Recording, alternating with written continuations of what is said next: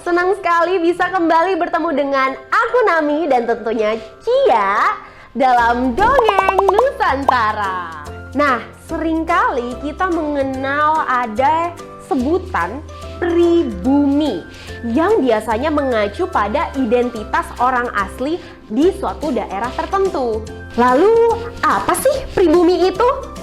Nah, jangan khawatir Sobat Nusantara, di episode kali ini tentunya kita akan membahas terkait dengan pribumi. Nah, pribumi ini adalah masyarakat asli suatu wilayah yang sudah membangun kebudayaan mereka dengan berstatus asli sebagai kelompok etnis dan bukan merupakan pendatang dari daerah lain. Secara meluas, kita mengenal golongan umum etnis suku asli Indonesia seperti orang-orang di suku Minang yang berasal dari Sumatera Barat, orang Bugis yang berasal dari Sulawesi Selatan, dan Batak yang berasal dari Sumatera Utara, beserta orang Sunda yang tentunya berasal dari mana? Betul sekali, Jawa Barat. Dan masih banyak suku-suku lainnya tentunya yang berasal dari daerahnya masing-masing. Akan tetapi, pada pandangan lain, istilah pribumi juga marak digunakan sebagai media yang membedakan antar golongan masyarakat yang dianggap sebagai suku atau etnis asli Indonesia dengan mereka yang dianggap sebagai kaum pendatang. Lalu siapa orang asli Indonesia, Kak? Nah, kali ini kita akan kupas tuntas pertanyaan siapa sebenarnya orang asli Indonesia. Jauh sebelum manusia modern atau yang lebih dikenal dengan Homo sapiens datang ke negeri kita tercinta, bangsa tertua yang mendatangi serta mendiami Nusantara adalah Homo erectus yang melakukan migrasi panjang dari Afrika sekitar 1,8 juta tahun yang lalu. Nah, Homo erectus inilah bangsa yang paling lama tinggal di Nusantara, yakni sekitar 1,5 sampai 1,7 juta tahun yang lalu. Lama banget dong ya. Dan dari sekian banyak kelompok Homo erectus ini yang berpencar, terdapat juga dari mereka yang mencoba menyusuri garis pantai selatan sampai ke Pulau Nusa Tenggara Timur, tepatnya Pulau Flores. Gimana caranya mereka menyeberangi laut ya, Kak? Nah, pertanyaan yang bagus, Cia. Perlu diingat ya untuk Sobat Nusantara dan juga sahabat Eljon bahwa daratan dan lautan yang kita kenal sebagai peta dunia modern saat ini sangat berbeda sekali loh dengan keadaan bumi 1-2 juta tahun yang lalu. Karena sekitar 1-2 juta tahun yang lalu, Pulau Sulawesi, Pulau Jawa, Sumatera, Kalimantan, Papua ini masih menyatu dan belum terpisah seperti sekarang. Jadi bisa disimpulkan bahwa 1,8 juta tahun yang lalu bangsa Homo erectus bisa sampai ke Pulau NTT hanya dengan berjalan kaki. Wah, berjalan kaki loh, bisa dibayangkan gak sih nih Sobat Nusantara dan sahabat Eljon betapa berarti daratan itu benar-benar menyatu. Jadi kita nggak kayak sekarang nih, nggak butuh pesawat atau bahkan tidak butuh transportasi air atau jalur laut. Nah, Sobat Nusantara dan sahabat Eljon ya, ini perlu diketahui bahwa Homo erectus ini kemudian mempunyai banyak keturunan yang menyebar ke seluruh penjuru Nusantara.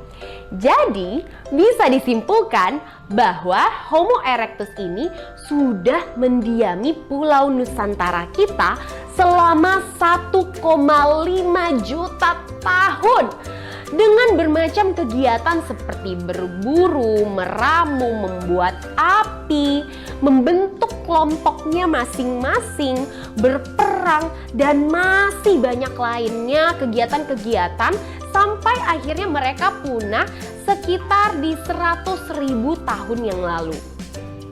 Dan bangsa lainnya yang mendiami Nusantara setelah kepunahan Homo erectus ini adalah Homo sapiens tadi.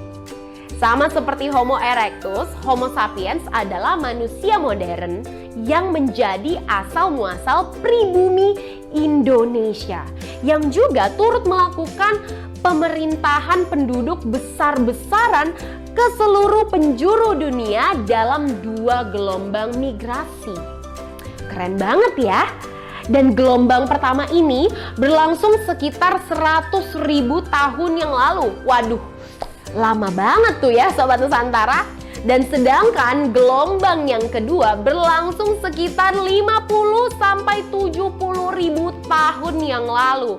Waduh, kira-kira Sobat Nusantara udah lahir belum tuh? Pasti belum dong. Belum lahir, sama kayak aku dan Cia juga belum lahir. Dan suku bangsa yang pertama kali datang ke Indonesia ini memiliki karakteristik melanosoid seperti ciri orang Papua. Dalam periode migrasi ini tentunya Kepulauan Nusantara masih tersambung karena pada masa itu bumi kita sedang menjalani masa zaman es yang menyebabkan sebagian dari permukaan laut menyatu satu sama lain sehingga menghasilkan suatu daratan yang sangat luas, yakni daratan es. Manusia modern gelombang pertama ini akhirnya menempati Nusantara sampai zaman es berakhir. Es ini mencair menjadi lautan sehingga mulai memisahkan pulau-pulau di Nusantara. Dengan begitu, terbentuklah Kepulauan Nusantara seperti yang kita kenal sekarang. Jadi kesimpulannya, siapa sih orang asli Indonesia? Dalam tinjauan sejarah, Nusantara pada dasarnya adalah sebuah tanah tak bertuan.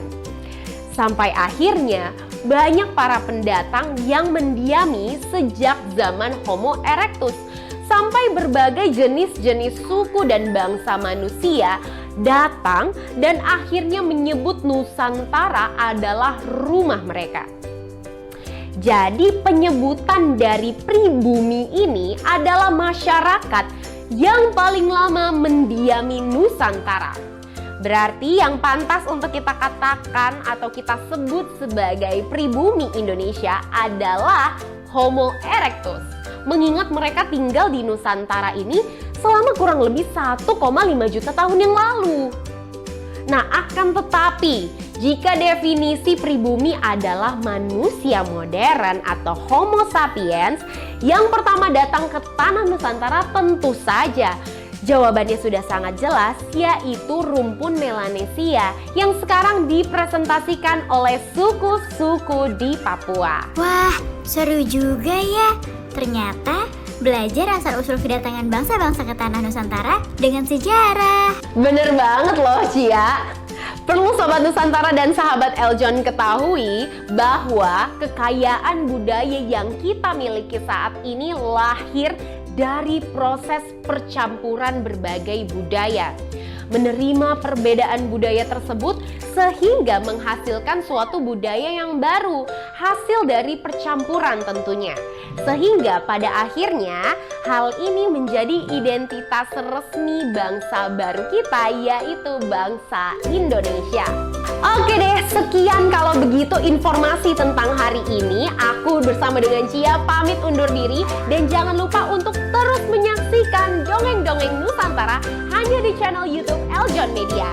Aku sama Cia pamit undur diri dulu ya. Dah.